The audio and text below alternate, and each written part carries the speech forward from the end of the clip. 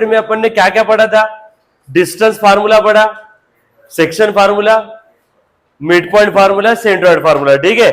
तो अगर दो पॉइंट है ए और एक बी पॉइंट है, ठीक है, इन दोनों का अगर आपको डिस्टेंस निकालना है तो उसके लिए फार्मूला क्या है? Distance formula. ये इसके कोऑर्डिनेट सपोज है x1 y1, इसके कोऑर्डिनेट x2 और ये y2, ठीक है। तो फार्मूला क्या रहता है? Distance formula A B equals to under root x2 minus x1 whole square plus y2 minus y1 whole square, ठीक है। एक फार्मूला है। और दूसरा फार्मूला क्या था आपका? सेक्शन फार्मूला क्या था? सेक्शन फार्मूला कैसा था? अगर एक लाइन सेगमेंट है ऐसी ए बी, इसके कोऑर्डिनेट समझो x1 y1 और इसके कोऑर्डिनेट है x2 y2। अभी यहां पे अपन क्या पढ़ रहे हैं? एमसीक्यू पढ़ रहे हैं ना।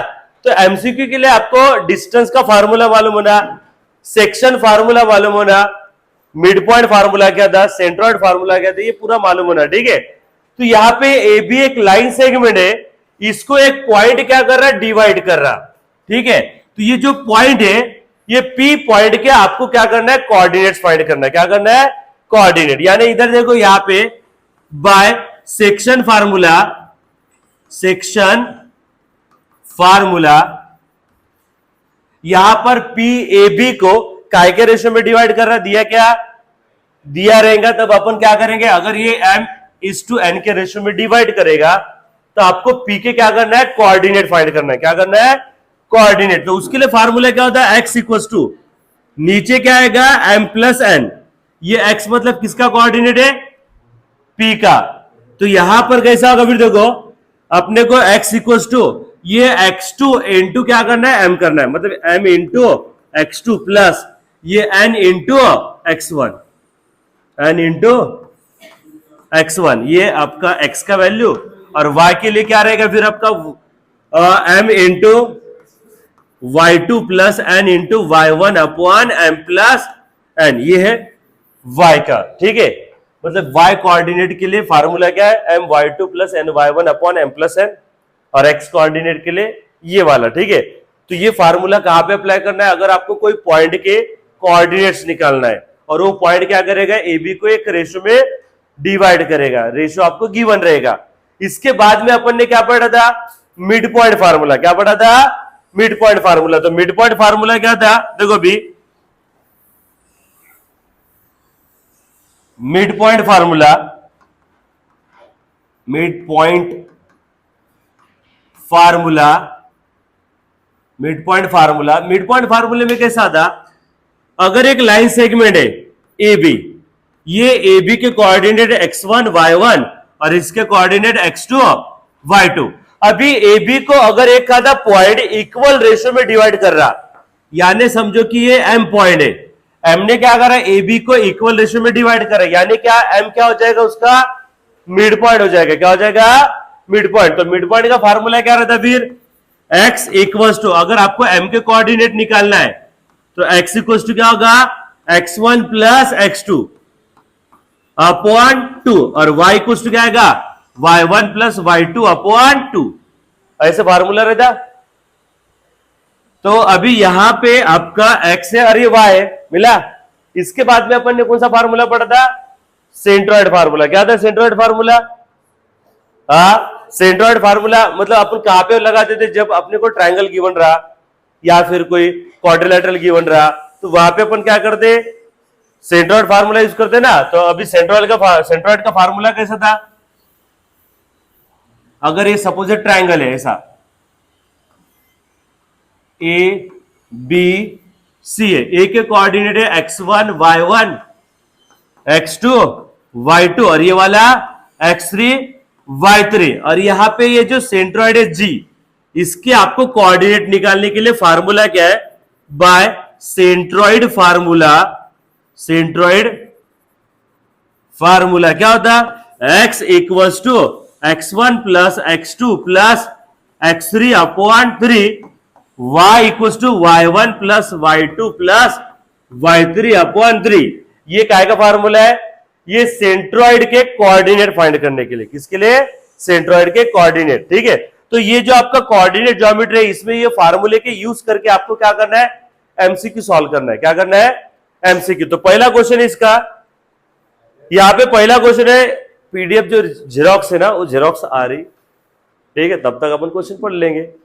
तो पहला क्वेश्चन है इसका, the ratio in which the x axis divide the line segment. अभी देखो यहां पे एक लाइन सेगमेंट दिया आपको ए बी, इसको नाम दिया रहा ए और बी, इसके कोऑर्डिनेट है 3,6 है और बी के कोऑर्डिनेट है 12,-3। ऐसा एक लाइन सेगमेंट है, इसको कौन डिवाइड कर रहा है, एक्स एक्सिस डिवाइड कर रहा है। तो एक्स एक्सिस के ऊपर के जो पॉइंट होते वो पॉइंट क्या रहते, उसके कोऑर्डिनेट क्या रहते, x, 0। एक्स एक्सिस के ऊपर जितने भी पॉइंट रहेंगे उसके कोऑर्डिनेट क्या रहेंगे, x, 0, यानी y कोऑर्डिनेट क्या होता है उसका 0।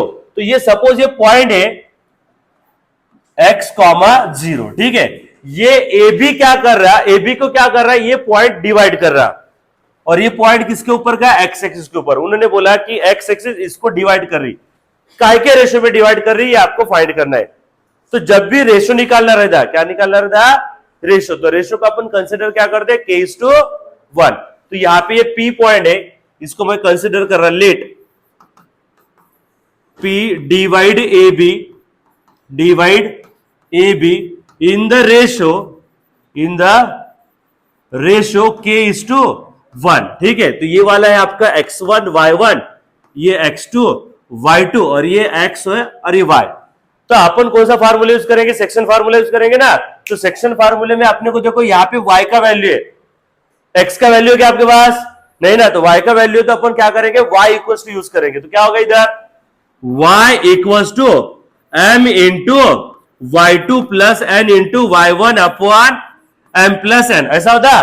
तो यहाँ पे y का वैल्यू कितना है, 0 इक्वल्स टू इधर क्या है m प्लस n, यानी क्या होगा k+1, इधर क्या है k इंटू y2 की वैल्यू कितनी है यहाँ पे -3 प्लस n कितना है आपके 1 इंटू y1 कितना है 6, ऐसा है। सिंप्लीफाई करो, इसको इधर भेजा, k+1 ने 0 को मल्टीप्लाई करा तो 0 आता, तो 0 इक्वल टू क्या होगा, -3k प्लस 6 को इधर लाओ, क्या होगा -6 इक्वल टू -3k, तो -6 अपॉन -3 इक्वल टू k, तो कितना रहेगा यहाँ पे 2 इक्वल टू k। तो therefore x axis divide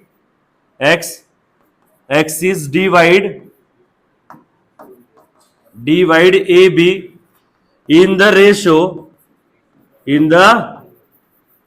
ratio, कौन सा रेशियो रहेगा रे, k:1 बोला ना आपने, तो क्या होगा रेशियो 2:1। तो ये वाले रेशियो में एक्स एक्सिस क्या कर रहे, डिवाइड कर रहे, किसको, ए बी को। लिखो इसको, ऐसा है AOBC is a rectangle whose 3 vertices are, आपको ए के, ओ के और बी के कोऑर्डिनेट दे, ठीक है। फाइंड क्या करना है बोला, find the length of its diagonal. अभी इसका जो डायगोनल है, डायगोनल का क्या करना है, आपको लेंथ फाइंड करना है। तो डायगोनल कौन सी है, ए बी है ना, तो ए बी का लेंथ निकालने के लिए आपके पास ए के भी कोऑर्डिनेट है और बी के भी कोऑर्डिनेट है। ए के जो कोऑर्डिनेट इसको अपन x1 y1 बोलेंगे और इसको x2 y2।